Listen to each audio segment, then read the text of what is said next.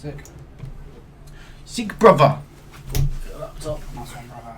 Yes, brother. Do you want to move the microphone so you don't have to put it on, or you? That's alright. It's fine. I'll just. This is just for my notes this time. I'm not actually recording the audio on here this time. So it's difficult to format. I feel unprepared. I know. Notes. Oh no. Oh, yeah. This it all went downhill with the second episode. We should have left it as a standalone. The reading. Yeah. Even though that couldn't be less true because you're on the English course. I actually do the reading for the English course. I'm one of the 3 people that actually read the book in its entirety. Okay. Right. Let me just sync up. Okay, video and audio will be synced up now. Nice. It's a bit difficult otherwise. So, yeah. Hello everybody and welcome to the ZT podcast. I am of course Zachary Tomlin and this is Henry Watson. Episode 2, baby. We are back. And if you haven't read the title and if you can't read in general, this is the, what do we call this? The media influence on society, on audiences, on, I don't know, demographics. Okay, yeah, we'll think of a title later. Yeah, I'm sure we will. Does the media influence us? And if it is it positive or negative? Yeah. That's the idea of it, really. Yeah. But, so, let's just begin with, let's just go for the simple one, because we spoke about films last week, so, sure. Films. Let's talk about the Joker film, because that's meant to be a really bad influence on the media. It's meant to glorify violence and all this crap. The main... Well, I've yet to see it, but I have no major interest in seeing it in movie, in a cinema. Says you, the comic enthusiast. Yeah, I don't care about a Joker movie without Batman in it. That's just me being a dick. But I understand when people want to watch it. It seems interesting. It's an interesting enough concept on its own. Yeah. I'm just amazed it exists in the first place. Yeah, no, but, my understanding of Joker is limited to the trailers, a couple of reviews, and basically all the buzz leading up to it and all the articles around it. I read most of the stuff around it. Yeah. Controversy, the production stuff. Most of the reviews are slated to it being a piece of art, a masterpiece, and I can only support those because I've watched it once and it, as it stands right now, it's one of my favourite films that came out this year, and I gave it a 9.5 from my memory out of 10, and it was amazing. Joaquin Phoenix, I think, is that how you pronounce his first name? Yes. Joaquin. Yeah. Amazing, actually. I didn't expect I'd get a great performance out of him, but oh god, I was wrong. I love Joaquin Phoenix. If you ever watch if you're a Johnny Cash fan, watch a film called Walk the Line. Oh, okay. Joaquin Phoenix played Johnny Cash in that. Oh, okay. He's great. He's also great in Gladiator. Listen to a bit of Johnny Cash. He's great in Gladiator as well. So yeah, my knowledge of Joker only extends to everything but the actual film itself. So my side of the conversation won't be as in depth as Zach, purely because I'd like to see it.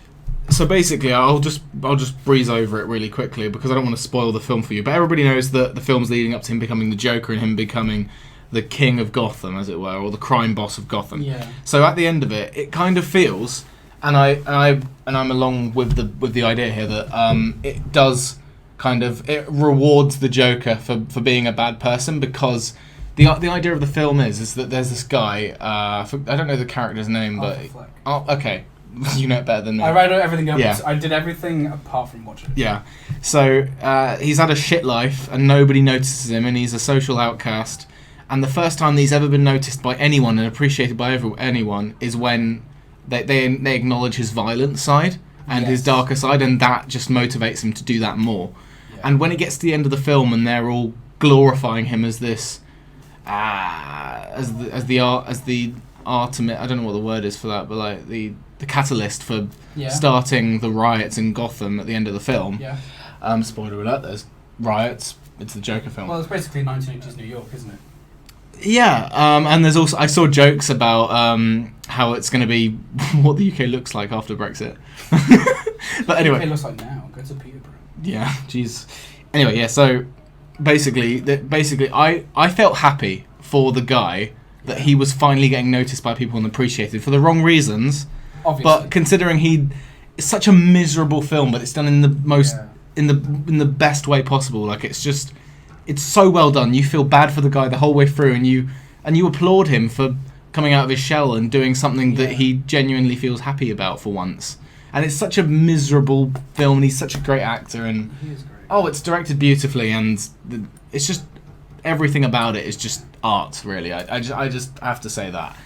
But when it comes to that, me actually applauding him for killing people. For killing people in front of... Well, I won't spoil it. But yeah, he kills... Television audience, yeah. Oh, you saw that. You know about that. Because I saw he was going to be on a television show in the trailer, and one of the few times he's been on TV, he's killed the host. Because he did it quite famously in the Dark Knight Returns comic. Okay, yeah, fair enough then. And I do gotta say, I'm not the biggest comic fan, but my dad is, and he adores Joker. He adores Batman. That's his shit. And he saw so many callbacks and so many little visual nods and references to past comics. There would be. I mean, his suit is pretty much a variation of the Cesar Romero suit from the 60s. With the orange waistcoat as well. That's from a different... Like a burgundy kind of thing. Yeah, it's all, for the most part, the costume is taken a heavy influence from Cesar Moreira's Joker from the 1960s TV show. Adam West and all that stuff. But to get back to the topic of the film and what it deals with and the implications of that, the main criticism that I saw, and I partially agree with, I'm not going to commit to a point of view yet because I haven't seen it yet. No. But from what I've gathered, the main concern was that not that it would inspire violence, but that it would become a film for incels. Yeah. And that it would kind of glorify... Oh no, and people are saying that it glorifies violence and glorifies doing these things. Yeah, and that it would be kind of... how would I say it? I guess one-dimensional. Because there's that meme... And just seen as this violent film that... Yeah, that it's just about... it's violent for the sake of being violent, to be controversial. And someone... I can't remember the tweet exactly. I'm paraphrasing, but the tweet was, I feel like a film about a middle-aged white dude being radicalized into violence is going to attract the wrong crowd of people. And that's a legitimate concern. But this is before the film came out. No. That person might change their opinion. I might change my opinion. I've yet to see it. No. That's the thing. That is so I'm approaching this from a completely outsider perspective. Yeah. I'm just going into it from what I've gathered from everything else apart from the film and my knowledge of the Joker's character. That is the thing. And so you were also saying earlier about the Dark Knight Rises. There were riots going on prior to that film's release as well. No. The Dark Knight Rises there was a controversy around that film on its premiere because I think it was the Aurora Theatre. I can't remember the state, but it was a premiere of the Dark Knight Rises. A man walked in and opened fire on the crowd. Oh, okay. Claiming that he was the Joker. Oh, in his okay. court proceedings. Okay. And so the director of Joker responded to that in a very strange way when someone asked him, "Are you concerned about, issues of violence in your film?" And he blamed it on like woke culture. Whereas someone pointed out that 7 years ago at a Batman movie, someone who was inspired by the Joker did a very terrible thing and killed people in real life. And he was criticised for not acknowledging that when it came to inspiring violence. I'm not saying that the Joker film will inspire violence, but to completely disregard a real life event. No, that's just a bit irresponsible, really. Yeah, so even if your film isn't controversial, if someone brings up a controversy that's linked to it, I think you kind of have a place to. Yeah, you have to acknowledge. You have the responsibility to really. Yeah, you can't blame it on anyone but the person who did it. No, but you do have to acknowledge that if it has some sort of link to, indirectly or not, to your film or otherwise, then you should have to say, sorry this happened, even if it's not directly our fault. If you look at it from a critical point of view, it's it's a bit. It's a strange choice to have, with that happening 7 years ago, to then make a movie about, probably one of the most famous villains created in the last, 50 to 80 years. Yeah. A person that a real murderer openly stated that he was emulating. To then make a film about that and make that character sympathetic. Yeah, that can be problematic if handled incorrectly. Oh yeah, I haven't seen the film. I don't know if they do it with subtlety or if what was the film called? Do you know what Dark Knight Rises. Oh crap! Because he went to it, killed people, claimed he was the Joker. So he's clearly taking inspiration from it. The man was also very mentally, he was very mentally unstable. So it's not like he's actually telling the truth. No. to then make a film about said inspiration, and and make them sympathetic, there's going to be some problems with that. No, I agree. It's gonna be a sticky kind of situation. Oh yeah, no, 100%. So I understand the criticism, and I'm not on the side of being like it will inspire violence. I'm on the side of my argument. My point of view is that you do have to be careful. Yeah. If you make a character like the Joker, you'd have to acknowledge that this could inspire violence. If you make him sympathetic, there is going to be a problem. Oh yeah, no. It's certainly, it's certainly going to bring out the worst. I'm not going to say it's going to make people kill people, but it's certainly going to kind of. It's gonna shake up the people's perception of violence and crime, and and for the people who don't really have as many social cues or social normities as like. It's going to normalise a lot of odd. Normalising, yeah. It's going to normalise a lot of violence and crime, and to make it sympathetic, there is a risk of glorifying and rewarding violent behaviour. Which is what happens at the end of the film. The guy literally gets rewarded. He gets noticed because of his acts of violence, which is a very, very bad message to send to people who are very impressionable who watch it. Which is why the age rating is very important, especially for things like this. Yeah, I do remember there being. I actually agreed with the filmmaker at one point, which was all these news outlets are being like, "Don't take a kid to see Joker. It's not a film for kids." It's like, of course it isn't. It's an 18. Yeah. Like, not every comic book movie is for kids. No. Which brings on to the lighter topic of like why I don't like the way adults not adults. I even think to an extent, Suicide Squad shouldn't be for kids either, because that is actually kind of got some darker tones in it, to an extent. Yeah. Dark Knight Rises, I think, is in the same vein of that. A lot of that is blink and you'll miss it, because at one point they explicitly show that Harley Quinn helped Joker kill Robin in that universe. I definitely think that Batman v Superman is another prime example, because it's two of the fan favourite superheroes trying to kill each other. How much dark can that get? That'll give a kid nightmares. It's Zack Snyder, so yeah. yeah. It's literally dark as well. You can't see what's happening for the last third act. But no. To get back to Joker and that kind of thing, the one thing I agreed with was that by having that age rating, making it more mature, you do cap off, the more impressionable crowd, which is 14 to 16-year-old boys who will watch that film and think, because every 14 and 15-year-old thinks they're so important and depressed. And it's like, my opinion matters more than yours. Not to disparage anyone with actual depression. No. It's mainly the 14-year-olds. The entitled people who don't know how good they have it until they grow up and they get kicked out of their house. So the age limit the people with self-diagnosed. Yeah, the age limit itself is important because you've already capped off the most impressionable group of people, which is good, and it probably helps the film in terms of the stuff it can deal with now, because it's now got that. Because now it's got that sort of safety blanket. It's like, okay, we can do some fucked up shit. Yeah. Now we can go all out. We can send the message that we really want to send for this film. And the main thing with the media handling Joker was that because they knew it was Joker, which is a comic book character, they thought, kids film, comics, because comics are for kids, which is stupid to think. It is ridiculous. It's just ignorant to say that. It is pretty ignorant. It's a medium, and the age rating is there for a reason. It's not just for show. It's not just saying, maybe you shouldn't watch it. It was just mainly because they thought it's a comic book film, comics are for kids. That must mean this film's for kids, and then they looked into it like, it's not for kids after all. It's like, no shit. Because it's a story. The fact it comes from a comic doesn't make it any less valid. It doesn't actually come from a comic. It's inspired as well as that, the comics have been really dark and gritty before. Yeah. The Killing Joke is one of my favourite comics ever. I can count on maybe one hand currently publishing comics that I would deem safe for a child under the age of 16 to read. I feel like because comics now, comic writers know they're not writing for children. Not as much. Their demographic is the people who read them as children and are now they're still keeping on. So comics are.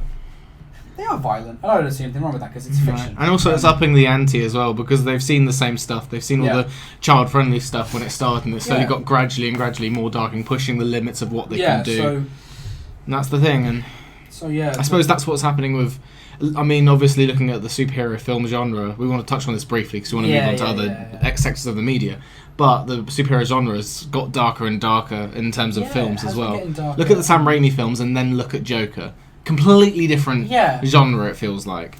Well, yeah, that's because it's meant to be. But at the same time, it's like look at Sam Raimi and the DC films like Dawn of Justice or Justice League or I understand Suicide Squad or something like that. I think the main lack of information surrounding Joker in terms of the media's perspective on it, because the media thought it must have been for kids because it's a comic film. That I think that partly is not to blame. It's not on the shoulders of the MCU, but the MCU has created this brand of you can take your kids to see it. But even then, it's still up to the ante slightly, and they've killed off all the characters at the end of Infinity War, and then they killed off Iron Man and Captain America at the end of Endgame. So I feel like that's different though. That's like I know it's not in the same vein, but it's like I feel like it's in the same sort of area of like they are maturing. They are definitely maturing. The MCU is definitely trying to stay in the safe zone where they can reach all demographics. It's certainly moving away from the the kiddie stuff. Yeah. The safe stuff, really. It's very, very safe. It's going to be like, no, these are stories, and they are for children, but they're for everyone. Let's just put a pin in that for another time. That's the whole episode. Yeah, superhero films. So, we're coming back to Joker. My knowledge of it is, I understand the critical viewpoints of it, that it can be empowering to the wrong people. Yeah. And that it is a controversial film, regardless of whether or not you think it is. I think the fact that it's making a character who it's fucking brilliant. It's a piece of art, but it does have a lot of violence, and it doesn't stray away from it. It doesn't cut away when you see people die. And it does show you a lot. Making a murderer sympathetic is a in a very world, dangerous thing to portray in a film. It's a very thin line. It is. You have to really walk it. And I feel like the Joker is the perfect one to do because it's an iconic character. Everyone knows who Joker is. Everyone knows him, yeah. Even people who've never read comics in their life and never seen a superhero film. They know the name the Joker. They know, it's that one guy with the makeup who fights that bat guy. It's the clown guy, isn't it? Yeah, clown guy. In those Marvel comics. Yeah. Yeah. But on the other hand, though, contrasting that, when it comes... Let's talk about The Dark Knight, because upon release there was that campaign about... I Believe in Harvey Dent. Do you know about that campaigin that came out? I know that they had a lot of good marketing. I don't remember it. They are fucking amazing. I was like 8 or 9 at the time. I don't know off by heart, but the idea was that they had online. They had all these different Easter eggs and little links, and the fan base would come together and they would all search all these little Easter eggs that would be. This is before the film even came out. So Batman Begins, and that was the foothold. That was the foot into the door. But when Dark Knight was on its way, it's like. And obviously the Joker was revealed to be at the end of Batman Begins. Yeah. It was like, Joker card. Okay, Joker's the next film. Yeah. So they thought, let's do that. And I think the campaign was actually called Why So Serious? I think that's actually what it was called. Okay.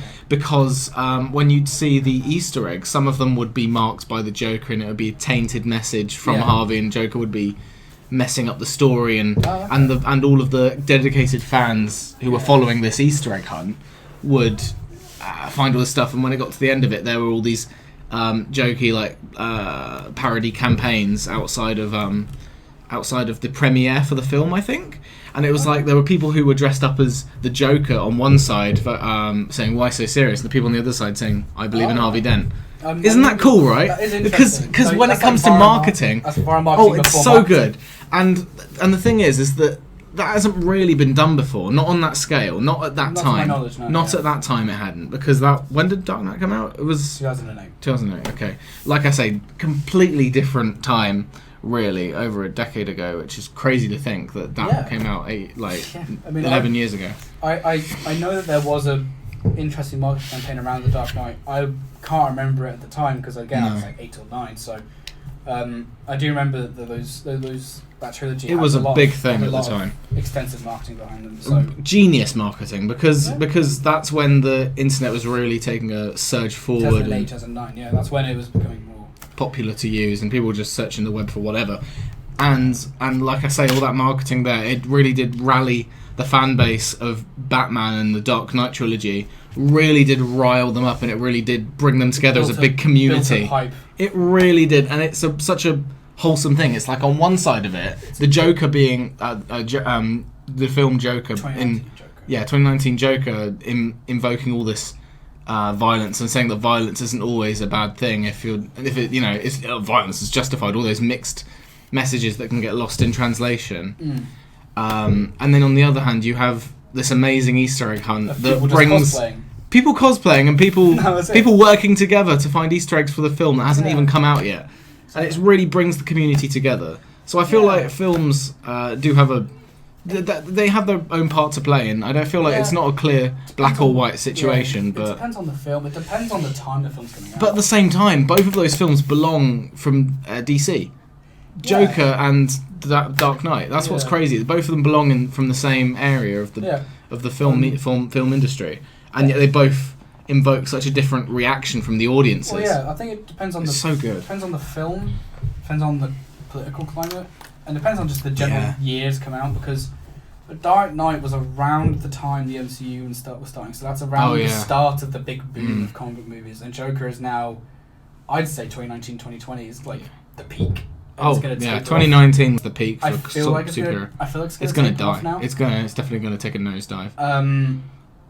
Not necessarily like fail completely, but I feel like it's going to take a hit because you haven't got a Spider-Man film to come out in the next 2 or 3 years at least, which is a bummer. 2021. And Spider-Man is probably the most popular superhero around right now, with the Tom Holland recast from 2016, 15 or whatever. But yeah, I think that kind of reaction to a film, to media, it really depends on all sorts of variables. It does, especially with something like a just a film. Yeah. What kind of film is it? Who's making it? You know, because I think generalizing it as well, though. I feel like in general with conventions, it does bring a very, very positive environment to the audiences of film. Yeah. Like when it comes to stuff like the MCU, you see all these people cosplaying as Iron Man and Spidey. Yeah, and that's really and like fun. when it comes to TV shows like Doctor Who or Walking Dead, you see a lot of cosplayers as Game of Thrones as well. Less so nowadays. I would say that's. Wonder why. I would say. I would counter that. Not to disagree with you, but I would say that kind of cosplay stuff and that camaraderie thing comes more from a fandom of the source material and the films at large. Yeah. And the brand more so than the actual story. But at the same time, it does give a positive. It's an influence, a positive influence on its audiences because it brings them together as a community, and they all share their love for the film / franchise / TV show. It's influencing tastes. I wouldn't say stuff. I wouldn't say like it necessarily influences behavior in that sense, because there's a fine line between watching Endgame and then going cosplaying as Iron Man at the X convention, and then I don't know, watching Infinity War, and then meet, like, I don't know, and then imitating behavior. Right. It's a different thing to then, watch, Thor as a kid and then start smashing shit with a hammer. Yeah. That's very different things. So it That's influences. true, I suppose. I feel like it influences behavior, and it depends on the person. It does. You like a 14-year-old might watch. Which is Thor why just cosplay and dress up and hang out, and one kid might dress up Thor and you can view it as like a power fantasy, and you might want to act it out. You might want to play fight with your mates. You might want to, it's like when I play Grand Theft Auto, I don't have a sudden urge. Yeah, Grand Theft Auto. That's an interesting topic for this. I don't have a sudden. I think we can lead into the next topic with that. We will. That's a great segue. Well done. But like, it's different. Like when I watch a film with a character I like in it, like Spider-Man, I just reaffirm my fandom of that character, and and I want to.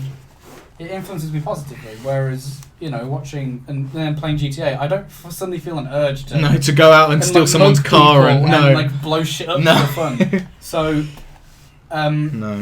there is a fine line of playing the game and killing people in the game, and then going out and taking a gun and shooting someone. There's a difference between enjoying something and then being influenced by it. No. And it always depends on the individual. It does. It really does. People are way more malleable than others. People with mental disabilities sometimes are more susceptible to influence. Because But it does depend on the person, like you say. You don't know what. If there were riots after Joker, you could argue that is a film thing, and not an individual thing. No. Because it's a group of people en masse imitating behaviour they've seen in a piece, in a film.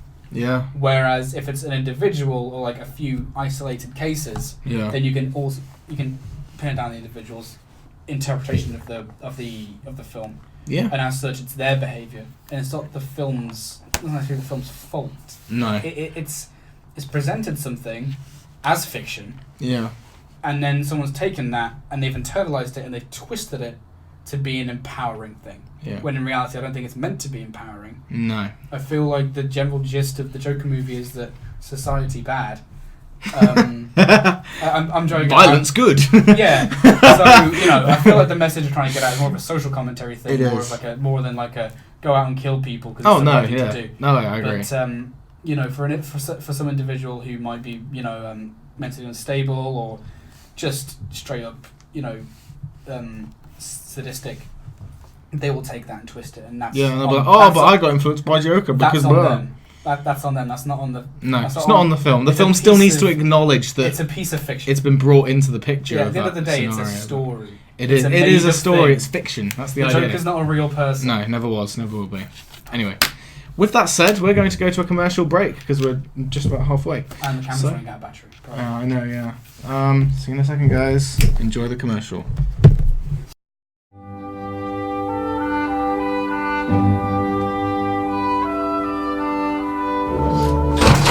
Henry, guess what? What? I just got the greatest app ever! Wowza! What is it? It's Google! Far out! What does it do? Where can I get it? How much is it? Shh!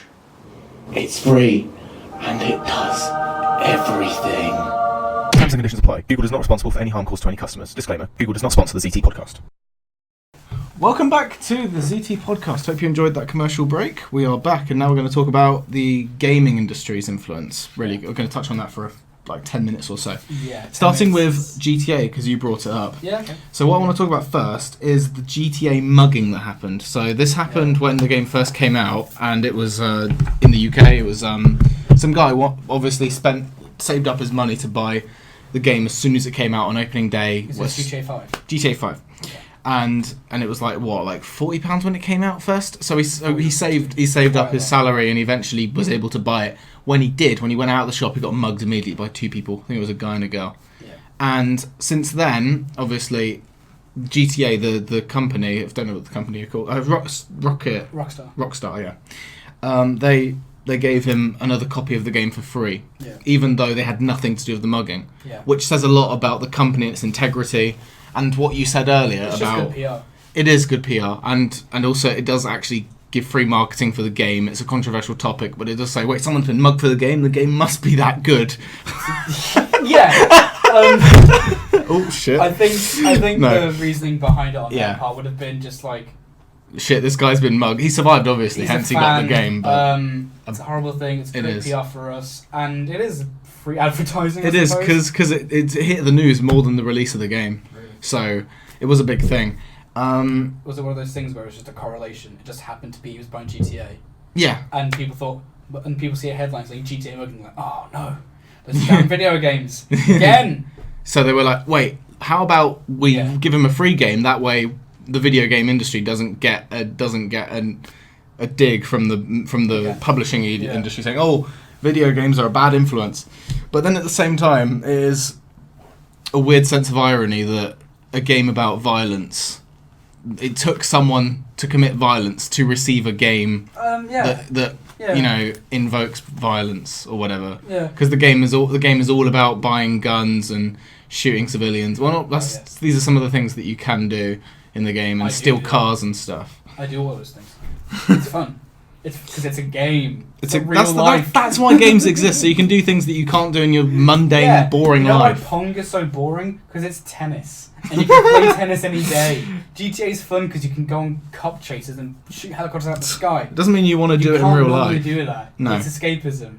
That's exactly it. And it's fiction. When it comes, there's a difference between playing Call of Duty and actually wanting to be a Marine or some shit like that. That's honestly that's the bottom line. Yeah, exactly. There's a difference. Yeah. But then as well as that, there are obviously people have actively said after going on a school shooting. In America, obviously this isn't an issue in the UK because we don't sell guns in fucking Walmart or whatever. It's the one smart thing we do. It is the one smart thing we do, but they actively say, oh, I played Call of Duty, I played Grand Theft Auto. They influenced me to... They made it seem like it was okay to do this stuff. And it was like 18-year-olds that were doing that. Millions of people and only like in cultures 10 instances that have gone on mass shootings have said, GTA influenced This me. is more of the school shooting topic in general, but there's... It's a touchy subject. It feeds into this conversation as well. It is a touchy subject, and I don't mean to offend or... No, we're not. Make We're just light of being. anything. We're just looking at it from a outsider's but perspective. to look at it from that perspective is millions of people buy and play these games, and 99.99999% of them play the games with no issues. No. They played it as a game because it's a game. Don't have any urge to kill someone. Yeah, it really isn't. But we are talking about a country where a culture, with a culture that is so ingrained, like a militaristic, aggressive kind of history. And especially when GTA, like the free roaming map of GTA, is based off of LA, isn't it? Yeah. Or is it? It was New York, but now it's LA. Is that right? Am I thinking that? Yeah. But also we're talking about a country where some people for their 10th birthday get given a gun, so they're already sensitised to violence in that way. Yeah, that because is hunting true. and just recreational shooting fucked. is such a commonplace thing in that kind of environment. Yeah. I'm not saying America's the only country where they have gun control laws like that. It's one of the few that still have them, but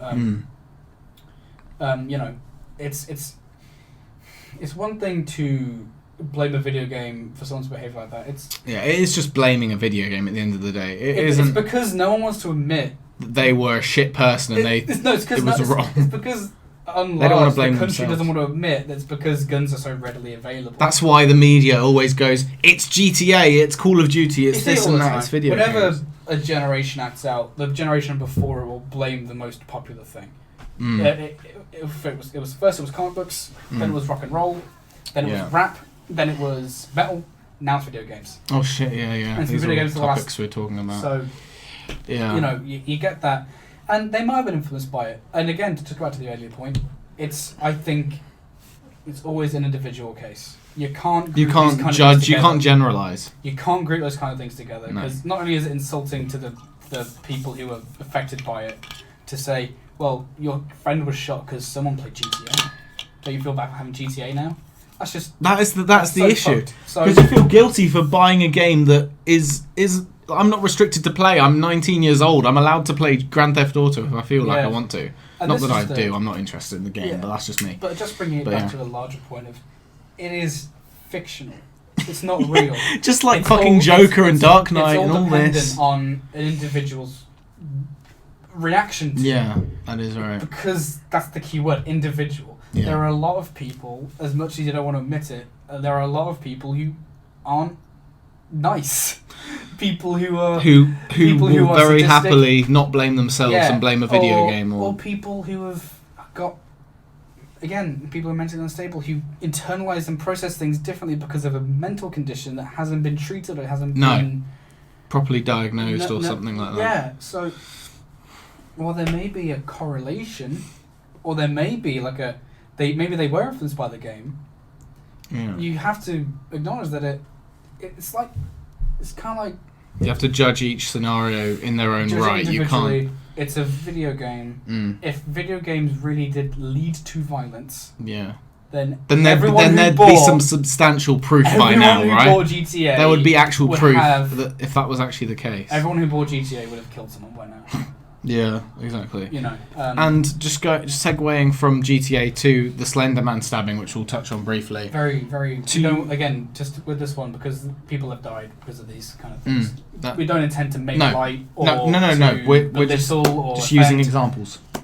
It's just we're going to examine it through the lens of that because it's the most notable example of this kind These of thing. are the most horric. That I can It's part find. of the discourse around that kind of thing. It is. We have to address it. So, like, two girls attack. The girl survived, but two girls attacked another girl in a woods, and their plead was that they were sacrificing her to the fictional character Slender Man. Yes. And whether that's them trying to pin the blame on a video game because they know that the media is very susceptible to say video games is the cause of violence. They don't want to blame two teens for committing an act of violence when they can easily just blame a video game for influencing them. Yeah. When in fact maybe it's just that they weren't brought up right. And as well as that, I want to quickly just state that when people say, the violent video games are influencing the youth, they're influencing kids to do violent acts. How much of that is the video game's fault and how much of that is the parents' fault for not restricting their kids from playing violent video games before they're allowed to? Yeah. Because these kids were under 18 and the Slender Man game is over 18 plus, right? Yeah. So that's the issue here. Is that these girls weren't meant to be playing anyway. So how much are the parents of those kids responsible for them playing the game? And children's minds are very impressionable and malleable. Yeah. That's just a common. Everyone knows that. Yeah, no. So influenced by the. It's not just the video game that people link to it, because Slenderman, people who don't know who he started off as a Photoshop competition. Yeah. In 2009, I think, there was a competition online for photoshopping things in. Someone made up the Slenderman character and photoshopped them into historic photos. From that point, you got creepypastas, which, again, people that don't know, there are scary stories that are circulated through email chains, and it started off as email chains, and now you have dedicated websites and forums. And so they fleshed out the character there, and then you made the video game. And in the documentary about it, the HBO documentary, I think it's called Beware the Slenderman, they addressed that most of the time these girls were getting their influence from the creepypastas. Not to blame that either, but I think I don't want to blame anyone other than the people who did it, because they still went out and tried to kill someone. Yeah. The only people who should be blamed are the people who do the violent act. Yeah. That's just me being, I don't know, naive or something. No. Some people would sound naive for saying that, but with that, it was if you've got a child who's into this kind of stuff, I think that's fine. You do have to restrict how much they play. Put restrictions on it, because when children like something, they latch onto all their energy and all they hinge. I mean, look at Minecraft. Though it's a very safe game for them to play. Definitely. Like, imagine a kid who plays Minecraft all the time to suddenly get addicted to something like Grand Theft Auto, and they're like 12 or 13, and they get addicted to GTA just like they did get addicted to Minecraft. That's the thing. Or so it's a mixture Fortnite, rip Fortnite. Placing restrictions. Never liked it. And with children, it's very different with children. I'd say it's more. I don't know how to phrase this without sounding offensive. It makes more sense that this would happen with children. Yeah. Because children are very impressionable. They take anything around them and they process that between the ages of 0 to 14, 15. Yeah. By the way, I think your chair is knocking against the radiator. Oh, okay. I'm not sure though. I'm not sure. But with that, it wasn't just a video game thing, it was a multimedia thing around this character. And around the video game, certainly, because obviously, I think they made a point of saying that they played the video game a lot. They would read a lot of creepypastas. And that's why they did what they did, which is honestly like... So it's awful. Open to debate, but anyway. But with that, I wouldn't say everyone who... I wouldn't say it's the fault of the person whose fault is it then? I think it's not one person. It's not the parents' fault. It's not one person's fault. It's not the first person making creepypasta. It's not the dude who won that Photoshop competition. It's the person who did it.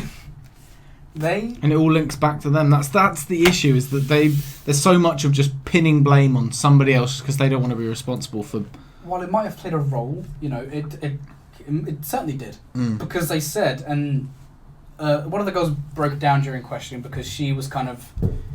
Like, there was one girl whose idea it was, and then she kind of indoctrinated the other one. If you watch the documentary, because one of them was so more willing than the other. One of them also shows no remorse, so it could be a mental thing.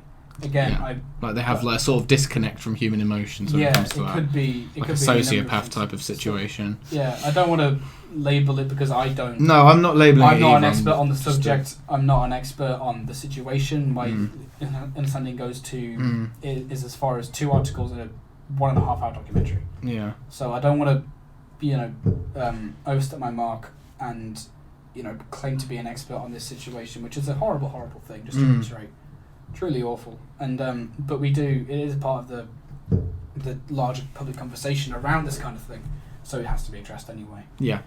But the Slenderman one's certainly a very tricky one to get around. It is, yeah, it is really tricky. Because there's so many facets to it with parenting and internet access and parental restrictions and possible mental issues. Yeah. Again, it's any number of things, but to pin it down onto one thing. No. one thing, and that's not the thing one as well. person Yeah. is You can't not just the pin it perpetrator. on one. You can't just pin it on one source. But yeah, segueing on to a lighter topic. Yeah. Let's talk about YouTube influencers. Okay. And we'll start off by talking about the fact that, I don't know the specific figures, but people like Jacksepticeye, Markiplier and PewDiePie, they all donate to charity. They do these charity live streams all the fucking time. Yeah. And they donate so much of money. It's ridiculous. It's just... And that's the thing, is that these people are some people's idols, like the generation before, like after us. The generation after us is the people who have idols such as PewDiePie or Jacksepticeye or I don't know, like Dan TDM or people like that. Alumni of University of Northampton, by the way. Sorry?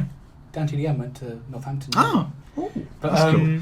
Yeah, so you have kids now in surveys. There was a survey recently where when children were asked what they want to be, I think it was 48 or 30% of them said they wanted to be a YouTuber. Which 5 years ago would not have been the wouldn't case. have No, even been something that would have occurred to a child. it wasn't a liable job. Really. So the influence and the prevalence of YouTubers, especially in the realm of kids entertainment, is without a doubt, it's certainly larger than it ever was with us. Yeah. When we were that. Oh age. yeah, it was still in the early stages. Like Skyder's Minecraft was on there at the time. Yeah, there was the biggest YouTuber I can remember. Leafy or whatever his name was. The biggest YouTuber I can remember who made a lot of money. When I was watching YouTube all the time, it was probably some of the British ones. Right. Because in the early days, I'd watch C-Nanas and Syndicate. Those are the two that I'd watch the most. It's mainly gaming channels, but now literally any Markiplier YouTube channel, actually as well. Yeah, but mainly gaming channels made a lot of money, but since then it's obviously evolved even beauty vlogs and travel vlogs and just basic vlogs can make you millions. That's the thing. I also got to say though, because the publishing media definitely does like to point fingers at games or edgy films and TV shows. Like I say, influencers is the biggest example of them taking all the blame for bad influence on the youth today. I think that's because traditional media like newspapers and journals and articles, they like to blame the next new thing because they don't understand how that kind of stuff works. No, they don't, and they want to get rid of it really. It's almost like a resentment. And as well as that, the publishing media, the news and the newspapers and that sort of industry of media is on its way out because all of the stuff is digital now, and the news is often getting published on YouTube channels now. You get all these BBC News, and obviously online sites. So yeah, that's the thing. And that's how I get. And I just want to draw an example. I just want to draw an example. I don't know how much money it was, but PewDiePie, for his 100 mil, obviously milestone. That's the word I'm looking for. Yeah. He was going to donate a certain amount of money. I forgot what it was, but it was a very big amount to a anti-hate charity. Yeah. But he withdrew that money, and he had valid reasons for that. Apparently they'd actively campaigned against PewDiePie himself, and as well as that, they'd done some dodgy stuff in the past to get where they were as a charity. Okay. So he had a sponsor in that video, so that's why he got stuck with that charity, because it was like, okay, fine, I'll do this charity because why not? Because I want to donate somewhere. Because I'm a nice guy and I want to donate, to give back for having 100 million subscribers, not 100. So that's the thing, and the only things you see when you search up PewDiePie donates to charity is PewDiePie withdraws so-and-so money from charity. You don't see any of the times that he donates anything else. I'll just show you now if Google works. Because he's donated so many other times, and he said he's going to donate somewhere else, and you don't hear any of the positive stuff that any YouTube influencers do. And I'm not to say that PewDiePie is blameless, because he's an interesting example. He is, because he's got a lot of weird ties to the far right. And he's had a lot of controversies, and people calling him a Nazi. He's not necessarily a member of the far right, as far as I know. No, not as far as I'm aware either. His audience certainly tends to be leaning towards right-wing, or in some cases alt-right. So exactly. And some people have accused him of pandering to that audience by doing stuff. Literally, PewDiePie donates to a charity. The first thing you see, withdraws 50k. Yeah. You go down, there is another one that says no 50k. Yeah. Paul's Plan. Rescinds 50,000 pledge. Yeah. Paul's 30,000 They're pledge, all cancels about huge how he did a bad thing. They don't show any of the Yeah. good times that he's donated to charity. You And just to search up. clarify, it's not a biased search. Zach No. typed in PewDiePie donates to charity. That's literally why PewDiePie donates to charity, not PewDiePie withdraws money. That And all the- actively Then again, donates to charity. Just to and then again, does the as a stuff caveat that to comes that is the most recent thing concerning him and charity, isn't it? He hasn't donated since then. Well, he also So the said Google he's going to algorithm- donate to a different charity Yeah. that he knows. So at the same time, that's meant to be the most recent time that he's Yeah. I been was trying to involved in figure it out because donating. I don't know how algorithms work. And No, not it's PewDiePie. very weird. But I feel But- like the algorithm is... But I do see what you're The saying. YouTube algorithm has completely fucked PewDiePie as well as that, because they don't... Obviously, most of his videos get demonetized and all that because he's a Nazi, as everyone's saying. I don't know much about PewDiePie, to be honest. So No, I I can't speak follow that much him on a this. bit more now than I did beforehand. It's but like Joker. My knowledge extends to everything I've read about him Yeah. apart from watching him. yeah. So Let's talk. I think Jacksepticeye is the most squeaky clean example of a good example of a YouTuber. He's he's a clean boy. he's clean. He hasn't really got many controversies at all, really. Not that I can think of. know Though I haven't really watched much of his stuff. I mean, But he's depends on the donated controversies, 'cause nearly as sometimes- much as PewDiePie, Yeah. probably more. And Markiplier is another example that's done that. Game I Grumps think as well do that. Game They do a Game bunch of Grumps. charity streams every year. And that's what I mean. So like, this is an example of like PewDiePie being the most popular YouTube influencer, as they're called, Yeah. and yet the only stuff that gets covered about them in the article news and like industry is negative stuff, and them Yeah. slating him and saying PewDiePie is a Nazi, PewDiePie withdraws donation, Yeah. all of this clickbaity article titling stuff, and they don't show any of the stuff that he does, that he did that's positive. I don't want Just to put him in a bad light, really. Yeah. I won't Not be to defend PewDiePie, I'm not taking sides, but I'm trying to say that the media is not one big entity. There are lots of different points of view, Yeah. and PewDiePie is one side. The I don't Wall want to Street get. Journal is another side, and Yeah, I don't want to take sides either because I know nothing about PewDiePie or his politics no, or anything like that. I don't know much about his controversies outside of what I've Read, briefly, yeah. like scanned online or That's whatever. right. So, what I will say is I can understand why they're publicising that because they're trying to push a wider narrative of YouTubers are bad for your kids. yeah, Because PewDiePie's a really good one to use. If you're a publisher and you want to be like, let's scare the parents to buy newspapers and not letting their kids watch YouTube.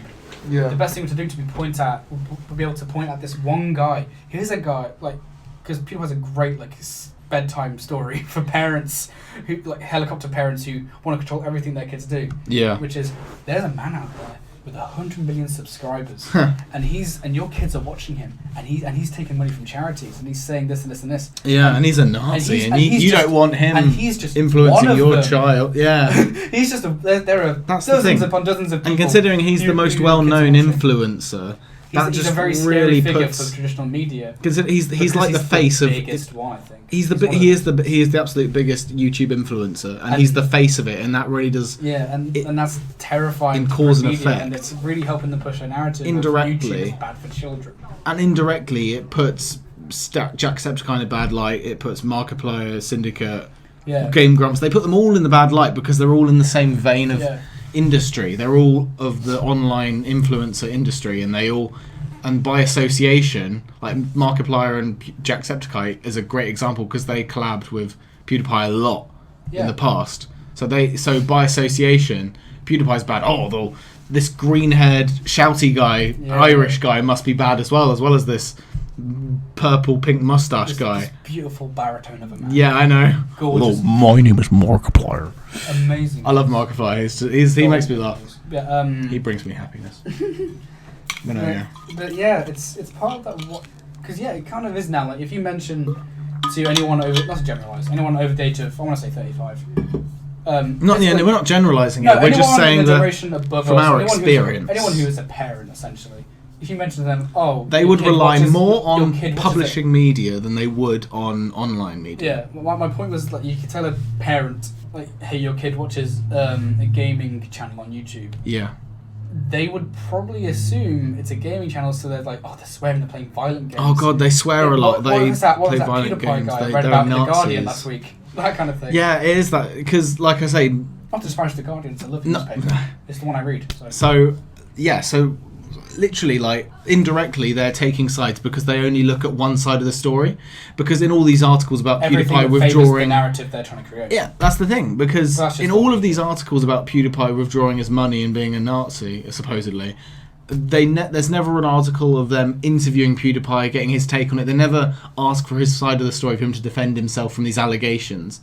They just put this out there just to say PewDiePie does this and that means he's a Nazi, or this means that he's a bad person for withdrawing this money, even though they don't know the whole story, and they don't bother to know the whole story because they've got the facts they need to twist it to fit the story that they want to tell their audiences, because the audiences that are the most important right now are the people who are still employed, so the generation above us only just really, and that's the generation that is kind of the in-betweeny point between publishing and online, really. It is pinning, because it is generalising. We don't want to do that, but at the same time, we do got to try to put some sort the of argument as best as we can. We are to try to make sense of it, really, because it is difficult to do that is to consolidate some information and to make generalisations, because we just have to. We don't have days upon days. No, and we can't publish a paper. We can't interview PewDiePie. We can't interview the Wall Street Journal. We can't. Just outside perspectives. Two dudes who have no right to talk about this stuff, but we're talking about it anyway. It's engaging. It's, at least for us anyway. Yeah. To discuss this kind of thing, because I think communication's key in everything. So we're not trying to change viewpoints. No. We're just expressing ours and trying to make sense of it for ourselves, really. This is like a therapy session, really. This is just us going, right, what do you think about the media? Yeah, we're just discussing a topic and then putting it out there for everyone else who might agree to enjoy. We're not trying to, reinvent the wheel around like... It's like, oh, you should be thinking that PewDiePie's a great person. Yeah, no, we're not like that, no. Trying to have just hash it out for as much time as you want. Yeah. And then see where the conversation takes us, and that kind of thing. We're not trying to add anything. No. I don't think we have added anything new to the discourse around it, but Yeah. What are you looking for? Right, I'm just searching. I searched up generally about Eminem, the rapper, being a bad influence, because there's been a lot of controversies around him and his music. No. He's been very lucky recently. I think mainly because he hasn't really done. He hasn't really done much. And that's the same with PewDiePie. He played Minecraft, and no one gives a shit about him anymore. He did that Venom song. The what? Yeah. Eminem did that song for the Venom movie. Yeah, I just want to quickly touch on this because we've only got a little bit longer before we need to call this a day. Yeah. But I want to quickly touch on music, because obviously the edgier side of the music industry, like rap, and I think rap's got a worse rap. rap. I'm so fucking funny. Is kind of they've got a bad press as well, because everyone's saying because of the lyrics they portray and the message they put across in some of their songs is kind of is problematic, and I think it's definitely something to be said, because I think on one side of it, I think me as someone who I'm trying to have like a very like neutral sort of thing of this, because I enjoyed rap when I was younger, and I love metal, and that's my music. But I do have to say, there are songs and lyrics in metal songs that I know for certain don't give a bad. Don't do the metal genre any favours, really. Yeah. Because for an example, a band called Manowar, who's a power metal band who's meant to be inspiring hope and power and glory for all of their metal fans, and power metal is just like swords and hammers and war. Yeah. And there's a song literally called Pleasure Slave, and it starts with two girls orgasming. I don't know how to pronounce that. Climaxing. That's it. And as well as that, there are songs that invoke death and killing, like Rage Against the Machine, Killing in the Name of. And there's a lot of examples out there, and there's also metal songs out there like God Hates Us by Avenged Sevenfold that really does put across the anti-Christian, anti-Christian, you know what I mean. It doesn't put across a great image for the genre, but at the same time it is pushing the boundaries, upping the ante, and it's seeing how far they can push it without. It's part and parcel of the medium. Especially It with the is genre of meant metal, to be out of the metal is meant to be. I'm not an expert on metal. My music No. taste is anime music, Elton John, Queen, and a bit of metal and a bit of rap. Hard That's rock, pretty yeah. much No, that makes sense. But from my basic understanding of metal, as a casual listener to it, is that metal music is kind of meant to be like counterculture, kind of. It is meant to be counterculture. That's the thing. It's meant to be. That's a great way to put It's it. meant to be other.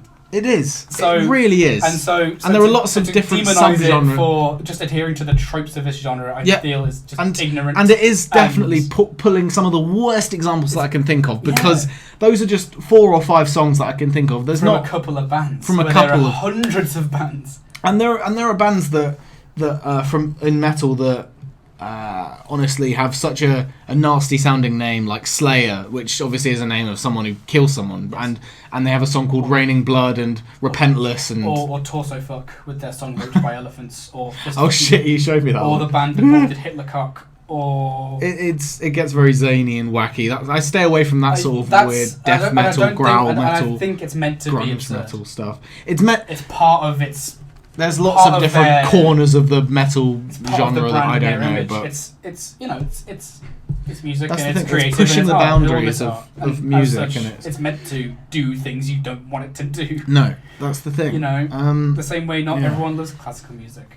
Yeah, so you know, that's the thing. So it's the sort of again, stuff you. I can't really speak. Oh on shit! that. The camera just died. I think this happens every fucking time. Hold on. I'm so fucking upset. I'm so fucking upset. I've been playing Call of Duty fucking 17 hours straight. Cry in the shower again. I'm so fucking upset. Okay, welcome back. We'll wrap up this podcast in a second. Yeah, so I'd say about 5-10 minutes. We'll wrap it up now. Yeah, so do our final thoughts on music and then just like general Yeah. thoughts. Like I say, rap is a similar example because Eminem especially has had some. With his Slim Shady stuff, it's very early stuff as well. Yeah. Talking about like killing his mother and Stan, especially. We're actually talking about this over today. This song Stan, and how it's kind of been appropriated by a different part of culture. No, that's right. Which is, in itself problematic. Again, that's a different topic. But, when it comes to music, I don't listen to that much music. No. As again I mentioned earlier, my taste is very limited. No. It's not very broad. I don't listen to every kind of music. But with music and with all art, it's expression. It's a weird taboo thing. It's meant. A lot of this stuff is just meant to be there to evoke a reaction. It is, and that's the thing. That's what gets these genre attention in the first place. I don't think Eminem sought to make a rap record. He's like, I want people to do this shit. No, he's just like, what can I do that's fucking true gonna to make my sensibilities as an artist? attention. And what's gonna be true to my sensibilities as an artist and a creator? Yeah. And what will evoke a reaction from people? That's exactly it. It's not about. No one sets out to do this stuff. No. That's it. And when people do stuff and claim it's been influenced by something, it's always down to that person. Yeah. It's never down to the person who made it. And that's the thing in general. So wrapping this up and generalising it. So even though we're not going to generalise, we're for the sake when of it comes to immediate influence, it is down to the individual case and in the individual themselves, because you can't pin the blame on something that's indirectly slightly to do with the incident. It's easier to blame one thing than it is to take into consideration everything else. That's the thing, and I think it's not just a black and white thing that it was either GTA or it was or it was the school shooters. It wasn't just Eminem. Yeah. It wasn't just one thing. All of this stuff does contribute to an event. It's not one situation. Yeah. It's like anything. It's a cause and effect. You have yeah. Yeah. It is difficult. So you've got the to take it back to that is that with to blame a singular thing or a series of things like a genre of music or a medium of entertainment like a film or a specific film is irresponsible. It's irresponsible mainly. Yeah, irresponsible is better. Yeah. It's sensationalist. It's offensive, I'd say, depending on the situation. People have died. Depending on the situation. Sometimes it is just harmless and it's just something that needs more thought. But other times it is something that can really be harmful, depending on what happens. Yeah. But anyway, Yeah. So yeah. I think it was a good conversation, this one. Oh yeah, I think definitely we I did mean, go I over feel- what we said. We had a lot to talk about. Yeah, so. I felt underprepared by not knowing that much about. But Black no, Heart, we kept this running we- for a good hour. At least nearly. we offered different things and different takes on it. Yeah. So that's Yeah. So that's going to wrap up this podcast. Hope you enjoyed, and we'll see you in the next one. Goodbye. Yep. Let's do it.